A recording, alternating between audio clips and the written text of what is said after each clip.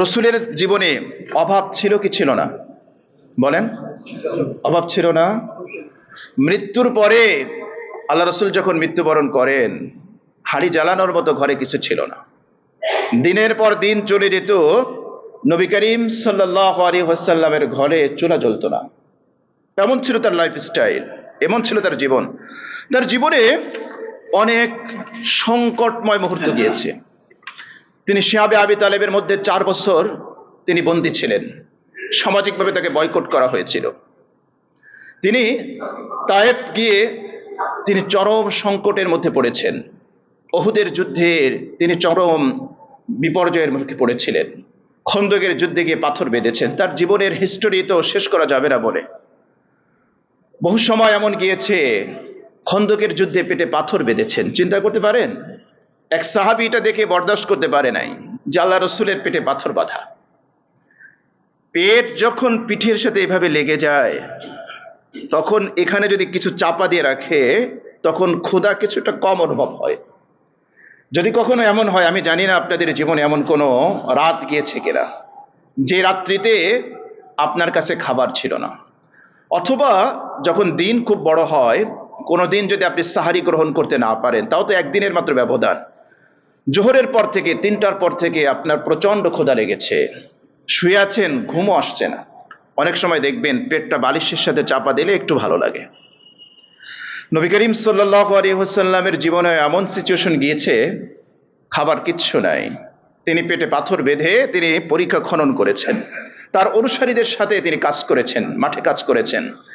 যদি একজন আদর্শ নেতা দেখতে চান, তাহলে মুহাম্মদুর রাসূলুল্লাহ সাল্লাল্লাহু আলাইহি ওয়াসাল্লামকে দেখেন, তাকে ফলো করেন। আপনি যদি একজন আদর্শ নেতা হতে চান, মুহাম্মদ সাল্লাল্লাহু আলাইহি ওয়াসাল্লামকে দেখেন, তার কাছ থেকে শিক্ষা নেন। তাহলে আপনি আদর্শ নেতা হতে পারবেন, আদর্শ লিডার হতে পারবেন। আপনি যা হতে চান, যা কিছু করতে চান, মুহাম্মদ সাল্লাল্লাহু আলাইহি ওয়াসাল্লামের লাইফস্টাইল এটা দেখেন। তাহলে দেখুন, রসুলের জীবনে এত কঠিন মুহূর্ত গিয়েছে, কিন্তু আল্লাহ রসুল দোয়া করতেছেন কি? সহিহ মুসলিম 7152 নম্বর হাদিসটি একটু আমরা এখানে উল্লেখ করি। সাদ ইবনে আবি ওয়াক্কাস রাদিয়াল্লাহু তাআলা আনহু থেকে বর্ণিত, তিনি বলেন, أن رسول الله صلى الله عليه وسلم أقبل ذات يوم من العالية حتى إذا مر بمسجد بني معاوية। রসুল সাল্লাল্লাহু আলাইহি ওয়াসাল্লাম তিনি, আলিয়া হচ্ছে একটা জায়গার নাম, আল্লাহ রসুল সাল্লাল্লাহু আলাইহি ওয়াসাল্লাম এই জায়গা থেকে আসলেন। এমনকি তিনি মাররা বিমসজিদি বনি মুআবিয়া, বনি মুআবিয়ার গোত্রের মসজিদের পাশ দিয়ে তিনি অতিক্রম করলেন। এরপরে আল্লাহ রসুল এই মসজিদে প্রবেশ করলেন। দাখালা ফারাকা ফীহি রাকআতাইনি ওয়া সাল্লাইনা মাআহু। আল্লাহ রসুল সাল্লাল্লাহু আলাইহি ওয়াসাল্লাম 2 রাকাত নামাজ পড়েছেন। সাহাবী বলেন যে আমরাও রসুলের সাথে নামাজ পড়লাম। ওয়া দাআ রাব্বাহু তাওয়ীলান, নবীজি সাল্লাল্লাহু আলাইহি ওয়াসাল্লাম দীর্ঘক্ষণ পর্যন্ত দোয়া করেছেন, লম্বা দোয়া করেছেন। এটা আল্লাহ রসুলের দোয়ার অনন্য একটা বৈশিষ্ট্য ছিল, যে আল্লাহ রসুল সাল্লাল্লাহু আলাইহি ওয়াসাল্লাম দীর্ঘক্ষণ পর্যন্ত দোয়া করতেন। সিজদায় গিয়ে এত বেশি দোয়া করতেন, আম্মা জান আয়েশা রাদিয়াল্লাহু তাআলা আনহা তার থেকে হাদিস বর্ণিত আছে, তিনি বলেন যে মাঝে মাঝে আমার আশঙ্কা হতো যে আল্লাহ রসুল কি মৃত্যুবরণ করেছেন কিনা, দুনিয়া ছেড়ে চলে গিয়েছেন কিনা। এজন্য আমি পায়ের আঙ্গুলটা একটু নাড়া দিয়ে দেখতাম। আল্লাহু আকবার। ফাদাআ রাব্বাহু তাওয়ীলান, দীর্ঘক্ষণ পর্যন্ত তিনি দোয়া করলেন। সুম্মান সরাফা ইলাইনা, এরপরে আমাদের কাছে ফিরে আসলেন। ফাকালা, নবীজি বললেন, সাআলতু রাব্বি সালাসান, আমি আমার রবের কাছে 3টা জিনিস চেয়েছিলাম। কয়টি জিনিস? 3টি জিনিস। নবীজি বলেন, আমি আমার রবের কাছে 3টি জিনিস আমি চেয়েছিলাম। ফাআতানি সিনতাইনি ওয়া মানাআনি ওয়াহিদা, আল্লাহ রাব্বুল আলামিন আমাকে 2টা জিনিস দিয়েছেন, আমার 2টা জিনিস কবুল হয়েছে, আর একটা জিনিস আল্লাহ রাব্বুল আলামিন কবুল করেন নাই। এরপরে নবীজি বললেন, সাআলতু রাব্বি আল্লা ইউহলিকা উম্মতি বিসসানাহ, আমি আল্লাহর কাছে দোয়া করেছিলাম, হে আল্লাহ, পূর্ববর্তী অনেক উম্মাহকে আপনি ক্ষুধার যন্ত্রণায় সমূলে ধ্বংস করেছেন, আমার উম্মতকে এভাবে খাদ্য সংকটে ফেলে সমূলে বিনাশ করবেন না। একটু দোয়ার ভাষাগুলো মনে রাখবেন। নবীজি বললেন, আল্লা ইউহলিকা উম্মতি বিসসানাহ, নবীজি এটা বলেন নাই, আয় আল্লাহ আমাকে ক্ষুধার যন্ত্রণায় ধ্বংস করবেন না, আমার পরিবারকে ধ্বংস করবেন না, আমার আহলে বায়াতকে ধ্বংস করবেন, এটা বলেন নাই। নবীজি কি বলেছেন? আল্লাহ ইউহলিকা উম্মতি বিসানা, আল্লাহ দারিদ্রতার কষাগতে জর্জরিত হয়ে একেবারে খাবার না পেয়ে অর্থনৈতিক সংকটে পড়ে আমার উম্মাহকে আপনি সমূলে ধ্বংস করবেন না। এটা হলো 1 নম্বর দোয়া। ফাআতানিহা, নবীজি বলেন আল্লাহ রাব্বুল আলামিন আমার দোয়া কবুল করেছেন। সুবহানাল্লাহ বলবেন না? এই উম্মাহকে আল্লাহ রাব্বুল আলামিন কিয়ামতের পূর্ব পর্যন্ত না খাইয়ে সবাইকে একসাথে মৃত্যুবরণ করাবেন না। এটা রাসূল সাল্লাল্লাহু আলাইহি ওয়াসাল্লাম দোয়া করিয়ে আল্লাহর কাছ থেকে পাশ করিয়ে দিয়েছেন। 2 নম্বর, ওয়াসআলতুহু আন লা ইউহলিকা উম্মতি বিল গরাক, আল্লাহ রাব্বুল আলামিন পূর্ববর্তী অনেক জাতিকে একেবারে সমূলে নিমজ্জিত করে, সমুদ্রে নিমজ্জিত করে, প্লাবনে নিমজ্জিত করে ধ্বংস করেছেন।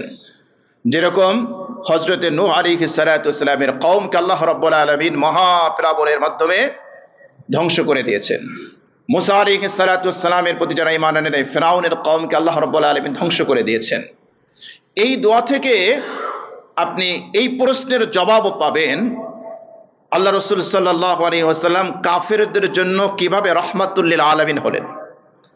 কোরআনের যখন ওই আয়াতটা আপনি তেলাওয়াত করেন, ওয়ামা আরসালনাকা ইল্লা রাহমাতাল লিল আলামিন, আল্লাহ রাব্বুল আলামিন টোটাল ইউনিভার্সের জন্য রহমত। তো আপনার মনে প্রশ্ন জাগতে পারে, মুসলমানের জন্য রহমত বুঝলাম, কাফেরের জন্য কিভাবে রহমত? তার একটা জবাব এখানে পাবেন। পূর্ববর্তী জাতি যে অপরাধ করে আজকের পৃথিবীতে, সেই অপরাধগুলোকে হয় নাকি হয় না? তার চেয়ে কম হয় না বেশি হয়? যেই অপরাধের কারণে পূর্ববর্তী নবীর উম্মতদেরকে একসাথে আল্লাহ পাক সমূলে ধ্বংস করেছেন। তো আপনার কাছে প্রশ্ন জাগে না, আচ্ছা পূর্ববর্তী অনেক জাতিকে আল্লাহ পাক একসাথে এই অপরাধের কারণে ধ্বংস করেছেন? একটা এক্সাম্পল দেই, সমকামিতার অপরাধে লূত আলাইহিস সালাতু ওয়াস সালামের কওমকে একেবারে বিনাশ করে দিয়েছেন। আজকের পৃথিবীতে সমকামিতা নাই?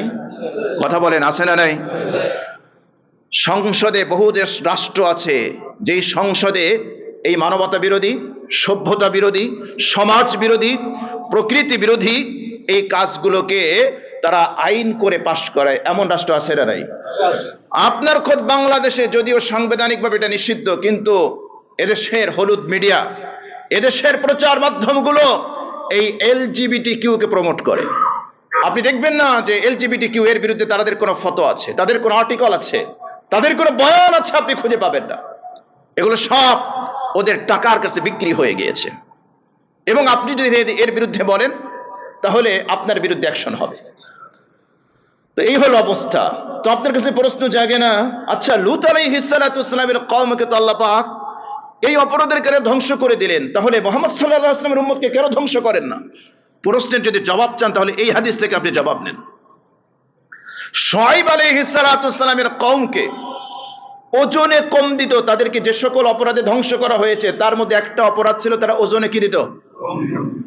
আমাদের মধ্যে তো এই কালচার, এই স্বভাব মনে হয় নাই? আছে? কিনা বেচায় ধোঁকা দেওয়া, ক্রয় বিক্রয় করতে গেলে ওজনে কম দেওয়া, ধোঁকা দেওয়া, প্রতারণা করা, যা আছে। যদি বিশ্ব যদি কারো কাছ থেকে এই কাজ শিখতে চায়, আমার মনে হয় বাংলাদেশে তার আসা দরকার।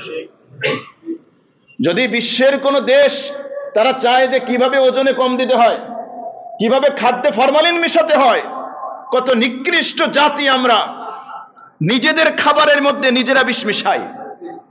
এর চেয়ে নিকৃষ্ট জাতি আর কি হতে পারে বিশ্বে? আমাদের চেয়ে নিকৃষ্ট জাতি আর কি হতে পারে যে আমরা নিজেরা নিজেদের খাদ্যের মধ্যে বিষ মিশাই নিজেরা সেই খাবার খাই। ওজনে কম দেওয়া, ব্যবসায় চিটারি করা, বাটপাড়ি করা, দুর্নীতি করা, ঘুষ খাওয়া, এগুলো আমাদের সমাজে আছে না? তাহলে আপনার কাছে তো প্রশ্ন আসা দরকার, শুআয়ব আলাইহিস সালাতু ওয়াস সালামের কওমকে যদি আল্লাহ পাক এই অপরাধে শেষ করে দিয়েছেন, তাহলে উম্মতে মুহাম্মাদীকে কেন আল্লাহ পাক শেষ করেন না? জবাব যদি নিতে চান তাহলে এই হাদিস থেকে তার জবাব পেয়ে যাচ্ছেন। সালতু রাব্বি সালাসান, আমি আমার রবের কাছে 3টা জিনিস চেয়েছি, আল্লাহ আমাকে 2টা দিয়েছে, একটা দেয় নাই। তার 1 নম্বরটা হচ্ছে আমার উম্মতকে যেন আল্লাহ পাক খাদ্য সংকটে ফেলে সমূলে ধ্বংস না করে দেন।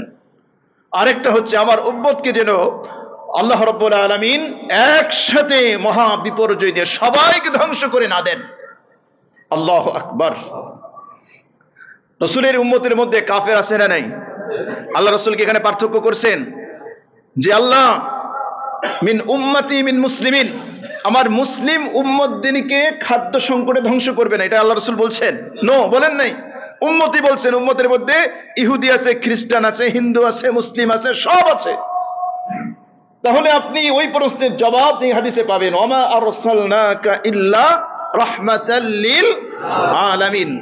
রাসূল কিভাবে কাফেরদের জন্য রহমত হয় তার একটা উদাহরণ এই, একটা জবাব তো এই। আমি এই আয়াতের জবাবে আজকে যাব না, ওটা আমার আজকে টপিক না।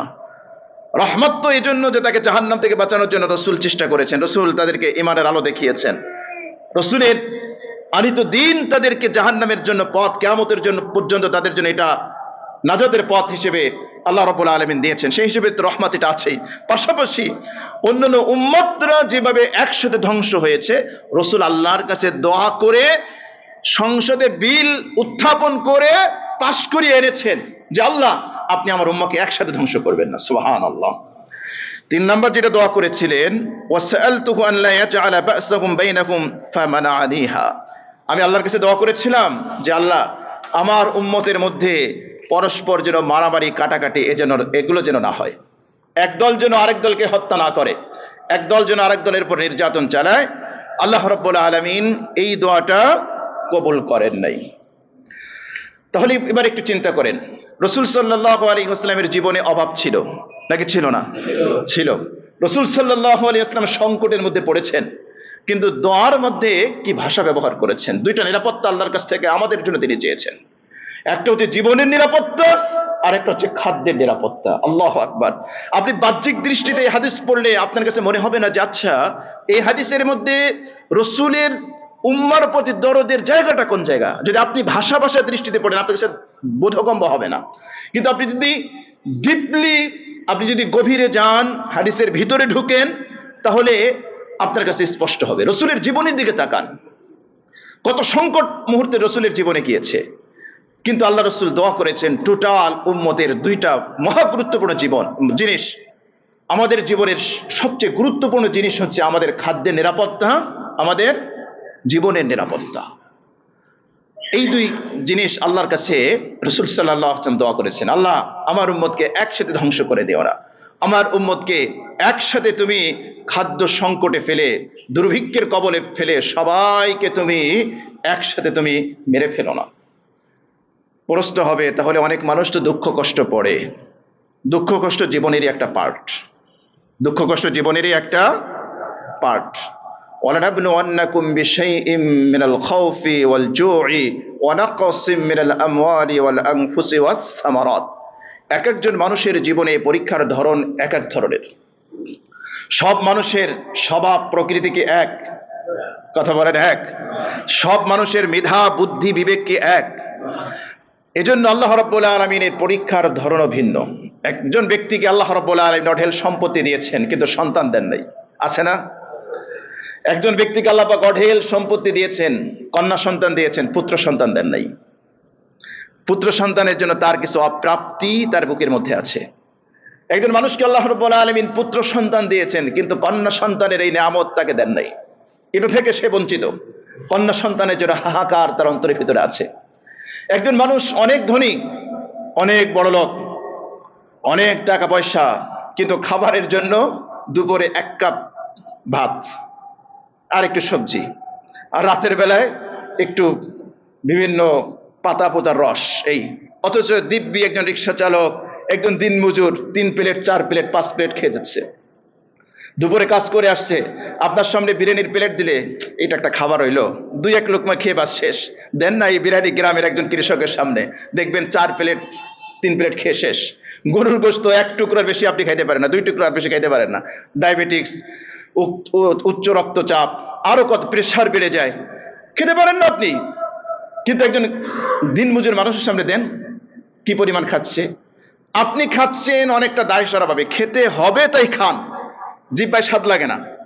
কিন্তু গ্রাম্য একজন মানুষ, একজন খেটে খাওয়া মানুষ, একজন দিনমজুর মানুষ, সে স্বাদ নিয়ে খায়, খাবারের স্বাদ নিয়ে খায়।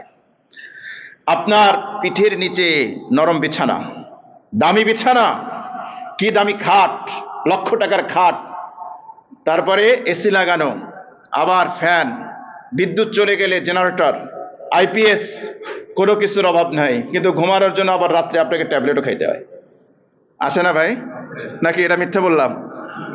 ঘুমানোর জন্য ঘুম নামক এই সোনার হরিণ আপনার জীবনে ধরা দেয় না। আরো তো আবার লাল পানি নীল পানি খাওয়া লাগে ঘুমানোর জন্য। আর কিছু মানুষ আছে দেখবেন দিব্যি নামাজ পড়তে আসতেছেন, সারা রাত কাজ করছে, ঝুপড়ি একটা মাথায় দিয়ে যেইভাবে ঘুমাচ্ছে মনে হয় যে রাজার মানে রাজ্যের রাজা মহারাজা ঘুমাইতেছে। তো আপনি মনে করেন না যে আপনার টাকা পয়সা আছে, আপনি মহা হ্যাপি, একেবারে আপনি সুখী, এটা চিন্তা করেন না। রিজিকের অনেক ব্যাপক আলোচনা আছে, আমরা এটা নিয়ে আলাদা একটা টপিকের মধ্যে আমরা এটা আলোচনা করবো ইনশাআল্লাহ। রিজিক বলতে শুধু পকেটে টাকা থাকলে এটাই রিজিক। আরে ভাই, পকেটে টাকা আছে খাইতে পারেন না, এই ঘোড়ার ডিমের টাকা দিয়ে আপনার কি লাভ? বলেন তো কি লাভ আছে আপনার? টাকা দিয়ে খাইতে পারেন না। এত ভালো ভালো খাবার, সুস্বাদু খাবার আপনার জীবনে জোটে না, খালি দেখে দেখে আফসোসই করেন। আহারে, আপনার এত টাকা আছে যে আপনি যদি 3 বেলা শিরাটনে যে খান তাও আপনার কোনো অভাব নাই, কিন্তু ভিতরে নেওয়ার মতো কোনো ক্যাপাসিটি নেই। তো কি লাভ হয়েছে বলেন? রিজিক ব্যাপক একটা অর্থ, সামগ্রিক জীবনে যা আছে সব রিজিকের অন্তর্ভুক্ত। তো আল্লাহ রাব্বুল আলামিনের কাছে আমরা দোয়া করি। আমরা যেটা আলোচনা করছিলাম, রাসূল সাল্লাল্লাহু আলাইহি ওয়াসাল্লাম উম্মার প্রতি তার দরদ কেমন ছিল, আমরা যেন এই রাসূলের আদর্শ গ্রহণ করে আমাদের জীবনকে আমরা ঢেলে সাজাতে পারি। আল্লাহ আমাদের সবাইকে তৌফিক দান করেন, আমিন।